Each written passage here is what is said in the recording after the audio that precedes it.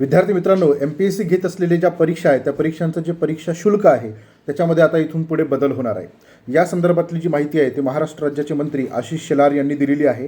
त्यांनी म्हटलं आहे की एकाच पदासाठी वेगवेगळे विभाग जे आहे ते वेगवेगळ्या परीक्षा घेतं आणि त्यासाठी वेगवेगळं जे परीक्षा शुल्क आहे ते असतं। तर यावरती श्वेता महाले नावाच्या ज्या आमदार आहेत त्यांनी लक्षवेधी मांडली होती आणि त्या लक्षवेधीवर उत्तर देताना आशिष शेलार यांनी म्हटलेलं आहे की यामध्ये आम्ही बदल करू। समान शुल्क जे आहे ते समान शुल्काचं जे धोरण आहे ते आम्ही लागू करण्याचा प्रयत्न करू। त्यासाठी इतर राज्यातल्या ज्या परीक्षा आहे त्यांचाही आम्ही अभ्यास करत आहे असं त्यांचं मत होतं।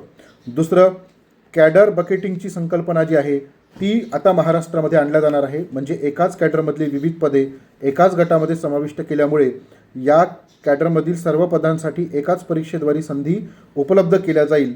यामुळे वेगवेगळ्या पदासाठी स्वतंत्र परीक्षा द्यावी लागणार नाही।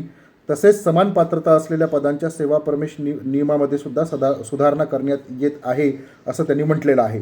ठीक आहे, ही अत्यंत चांगली गोष्ट आहे। नाही तर आधी आपण 1000 परीक्षा देत होतो वेगवेगळ्या, त्याच्यासाठी 1000 रुपये जे आहे ते वेगवेगळे आपण भरत होतो। तर ही अतिशय चांगली गोष्ट जी आहे ती कदाचित भविष्यामध्ये आपल्याला पाहायला मिळू शकते। दुसरं, खाजगी भरती परीक्षा ज्या आहे त्या खाजगी भरती परीक्षांवरही सरकारचं लक्ष जे आहे ते राहणार आहे असं त्यांनी म्हटलेलं आहे।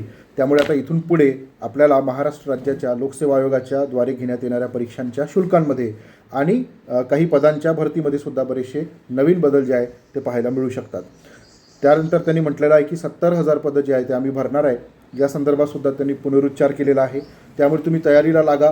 कोणतीही मदत लागली तर टेक्स्टबुक सुपर कोचिंग तुमच्यासोबत आहे। विचारायला अजिबात संकोच करू नका। व्हिडिओ आवडला असल्यास लाईक करा, चॅनलला सबस्क्राईब करा। धन्यवाद।